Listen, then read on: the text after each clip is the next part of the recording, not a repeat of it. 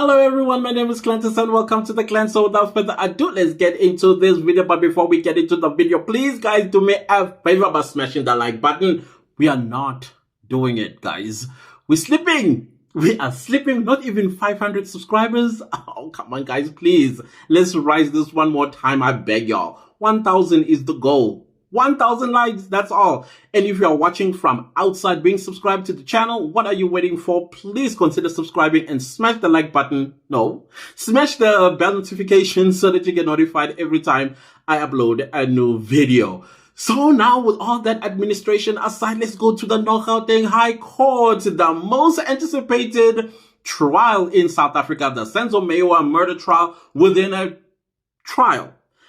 As you guys already know, that today being the 4th of March, we were told that the state as well as the defense, they were coming to submit their heads of argument. Basically, they are closing their cases and trying to convince the judge why these confessions need to be admitted into evidence. And while the other side will be saying, no, do not admit these confessions into evidence because they were not obtained legally.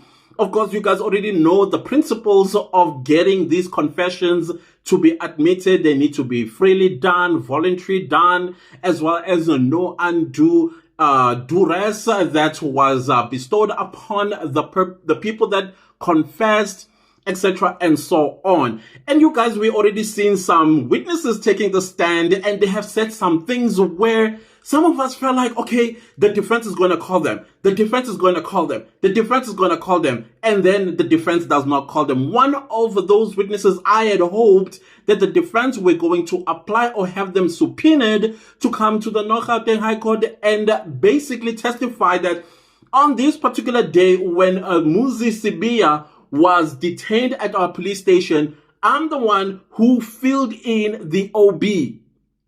And that he was not injured and he was in good health. He was happy to go into his cell, but the defense did not do that. And I was like, okay, cool. Maybe they are going to do it at a later stage, but that still did not happen because I had hoped that those police officers, they were going to testify and say, I'm responsible. This is my handwriting and this is my signature. It was not, what's his name? Mukhanu that was filling in those OBs. That's all that I wanted. And then from there, we move on. And then when it came toward, when the cases were closed by the state as well as the defense, I was very much dissatisfied. As a matter of fact, I think I've expressed my disappointment. Not necessarily my disappointment at the defense because I thought maybe they had a strategy, one or the other. But I would have hoped that they actually did call the police officers. Also, or reopen the case as Rata was giving them the opportunity. But at the same time, I felt like, you know what?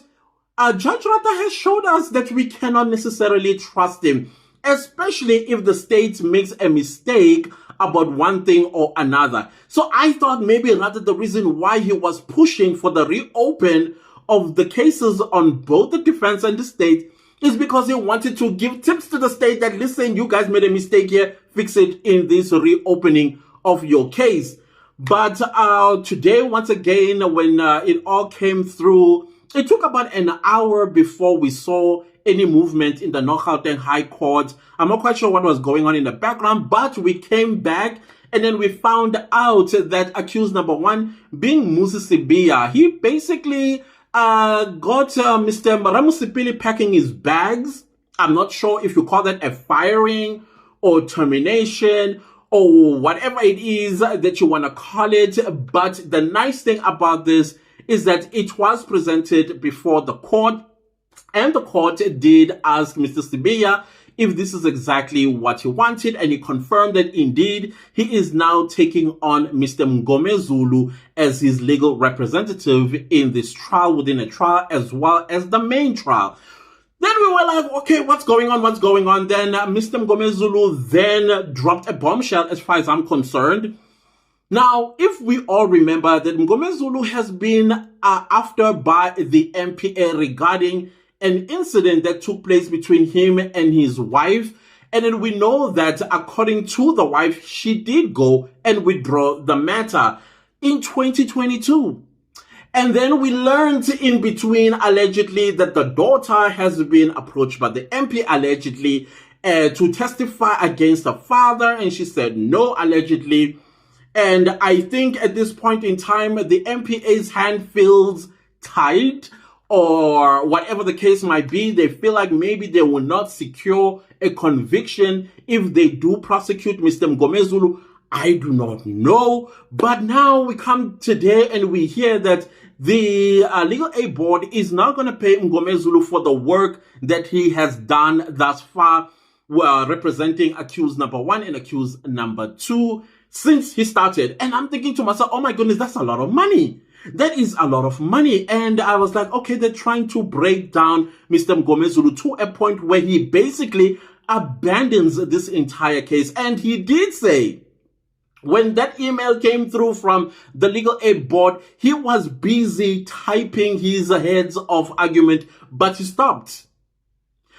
Now, what the MPA or the Legal Aid Board or whoever is behind all of this, because it's clear that Mngomezulu is not needed in this matter, they did not count on the fact that Muzisibiya would basically have a conversation with his uncles. I'm not quite sure how many they are, because the uncle didn't make a call to Mr. Mngomezulu and say, please, whatever you do, we beg, continue with this matter. We'll do the best that we can to pay you. You can abandon the Legal Aid Board, and I'm disappointed in the Legal Aid Board, because when we were told about this matter being de novo, is that the MPA, not MPA, Legal Aid Board is going to pay the defense legal fees.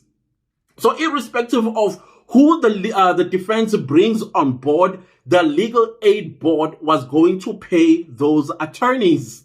So now what would the change of voice, change of tune? Is it because they can't get Mngomezulu to back down? Mngomezulu was like, okay, cool. Since the family is willing to pay me privately, I'm going to take this matter. And this is when Muzisibiya was like, okay, cool. I'm going to go with Mngomezulu all the way to the main trial and to the end, and he basically dumped Mr. Ramusipili. I know I'm saying it in the most harshest way, because I felt really, really bad for Mr. Ramusipili, who did an excellent job towards the end of this matter. When he closed the matter, I thought he made very good arguments, or submissions, not arguments, submissions. At the time, I was very impressed with Mr. Ramusipili, in as much as I'm always impressed with Mr. Mngomezulu. I think they made a great team, but of course, at the end of the day, it is the right of the client to hire and fire the legal representative. If you're looking at Thabo Bester, I don't think Thabo Bester is going to end this thing of basically changing his legal representatives, because it's a loophole somewhere in our legal system that he can use. Basically, I think he's using the Constitution, freedom of choice, as well as Section 35 of the Constitution, which basically says he has the right to legal representation. So if he feels that he's uncomfortable with this particular legal representative, he's going to change them. Because when Thabo Bester matter started on the 21st of February, we thought that he had hired big guns like Advocate Mishololo and Advocate, what's his name, Dalimpofu. Next thing, we are seeing different people, and we're like, where is Mishololo, by the way? Where's Dalimpofu? No, he had changed them all together. And something tells me that this Sadiq person is still going to be changed. Why? Because Thabo Bester is going to prolong this matter for as long as he can and play the system for what it is. So I do understand Mr. Muzisibiya changing lawyers. Maybe because the uncle was not going to be able to pay 2 lawyers at the same time. We don't know, because let's be honest, high court matters are not cheap from what I hear. A judgment can go as up to 500,000 rand. From what I hear, I don't know, can go up to 500,000 rand. An advocate a day can charge you 25,000 rand a day, or maybe an hour in some cases, if it's like a high profile case. So they are quite expensive. So I think I get it that the uncle will not be able to pay 2 high court lawyers for that matter. Anyways, guys, as you know that what had happened Then the big application came through when Mr. Mgomezulu applied to the court that number one, he would like a postponement because his client would like to bring an application in terms of reopening the case. And then he mentioned why is the reason why he wants the case to be reopened, because he wants 3 police officers, 2 of whom he's already consulted with. I think it's Makubo that he hasn't consulted with yet. And I was like, woo, now we are talking. This is exactly what I was talking about in the previous videos when we closed. And I was like, come on, I wish the defense reopened and then called those police officers, because we want to know these entry. One of the police officers, I think, is General Sibia. The other one is Warrant Officer Makubo. Woo, bombshells. That's all I am seeing in my head. Like, the state is in trouble, y'all, because Makubo, just Makubo alone. Makubo is like, listen, all of this stuff that you guys have been doing here is a circus. You've been wasting the taxpayers' money, because I've got here the real killer and is in this docket called 375. It's right here. So all of these that you're doing here, I'm not quite sure how you even got to this point.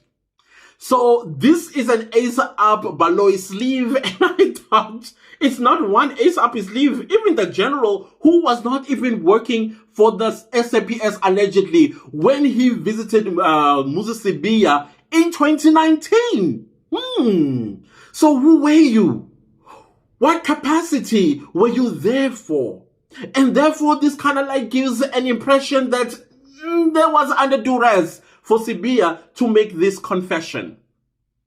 It's going to be a mess for the state. And you could tell from Baloy's attitude that, wow, I thought I got away with this one, but no. And I was looking for Sibanda. I wanted to see how he looked like, but the cameras would not go to him. I don't know why. It only went to Mr. Baloy, but Mr. Baloy, you could tell that he looked worried. And then we look at the judge. Oh my goodness, the judge gestures. The judge's gestures, his language, he still has not repented, guys. Like I've said in my previous videos before that, apparently judges in this country, they have some sort of privilege where they can speak to you anywhere, anyhow they want to, and they don't have to apologize if you're offended. But anyways, I don't want to talk about, because we know Judge Rata, what sort of a human being he is, and I still think he is a very nasty piece of human being when it comes to the level of respect. He has no respect for anybody. I get that you've built your career to where you are today, and but the respect is still a two-way street, sir. You are still dealing with human beings, you know, and if your pride is making you that pompous, somewhere in the next life, I suppose, you'll be humbled, because there's no way there's not going to be consequences for your arrogance. I'm just saying, I believe in natural justice. I believe in karma. I believe that there's a force out there in the universe that folds its arm and says, oh, okay, you went and did it, fine. I'm going to get you at some point. So I don't know. That's just what I'm thinking. And then what else transpired at the North Gauteng High Court? Of course, Mr. Rata Mukhatleng wanted to know from Mr. Mgomezulu what legal authority that gives him, that should give him as a judge the authority to postpone this matter.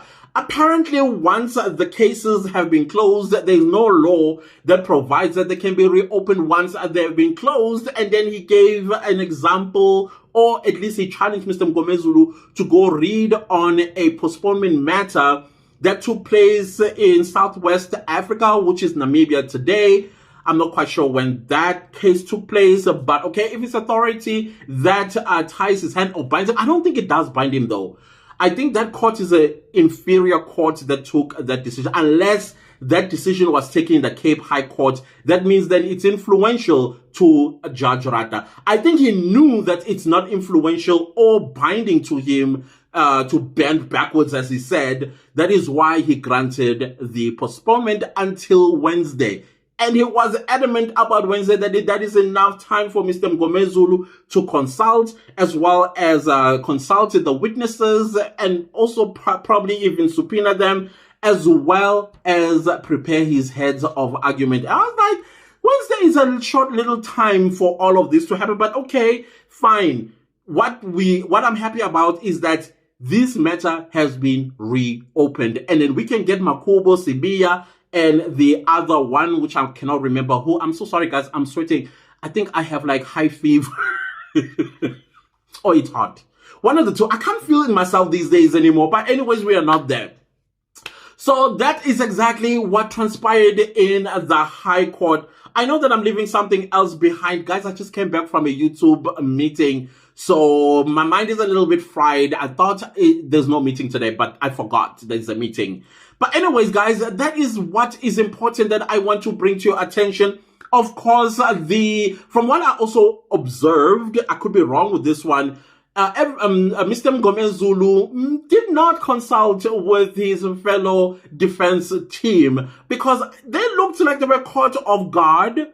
And then they were like, okay, cool, we will go with what he's saying. And then we had Mr. What's his name? The one that is standing for Mr. Sibiya. He tried to get out of it, but the judge was like, no, you are standing for somebody. There's no way that you can say you are distancing yourself from this one. You better say something. Then he's like, okay, I'll be bound by the decision of the court. That was quite hilarious. At the same time, I was like, what's going on with the defense team? Do you think there's something going on? Like, you know, I don't know.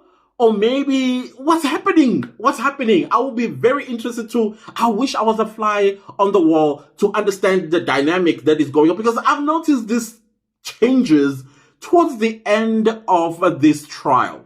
And I'm thinking to myself, what is happening with Mr. Mgomezulu? What is happening with Mr. Mgomezulu and Mr. Ramusipile? What's happening with Mr. Mgomezulu and the other lawyers? Something definitely is up there, because I was quite shocked that they didn't know that this is the route he was going to take. Because I think with Advocate Tim Shololo even mentioned that, especially with witness Mr. Makubo and Sibiya, they were going to be called in the main trial.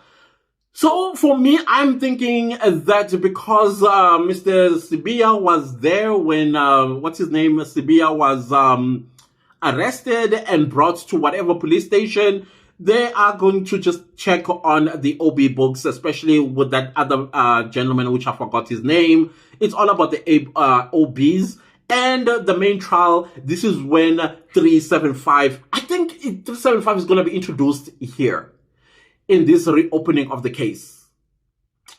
And it's going to be interesting how Mr. Rata is going to rule on that. Here are the eyes Sobona. So without wasting much of your time, guys, this is all that I can bring to your attention. What are my thoughts? My thoughts are, I'm happy that this matter is being reopened. I'm happy with the 3 witnesses that the defense is going to be calling, because I think there's some couple of bombshells that are going to be dropped by those witnesses, basically disseminating. Is it disseminating? What's the other word? Because I don't want to use a word that disintegrating the state's case altogether.